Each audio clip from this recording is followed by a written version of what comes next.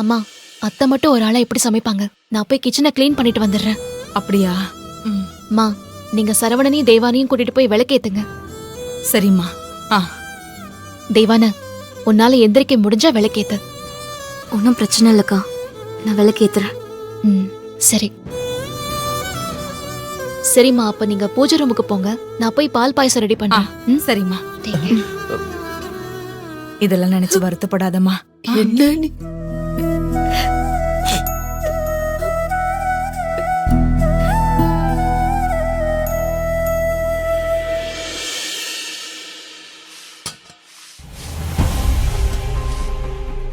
அப்பா, அக்கா, எல்லாத்தையுமே க்ளீன் பண்ணிட்டேன்.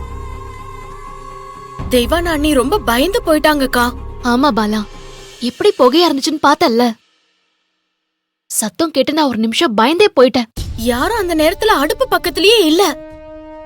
இருந்திருந்தா என்ன ஆயிருக்கும்? ஐயோ, நினைச்சாலே பயமா இருக்குக்கா. நானும் அது அம்மா கிட்ட சொல்லிட்டு தான் இருந்தேன். அப்போ அம்மா டைனிங் டேபிள் போனாங்க. கண்ணு மூடி கண்ணு திறக்கறதுக்குள்ள இப்படி ஆயிடுச்சு. பாவம், தெய்வான ரொம்ப பயந்துட்டா. சரி பாலா, இந்தா இந்த துணி எடுத்துட்டு போய் காய போடு. இதையும் அப்படியே எடுத்துட்டு போயிடு.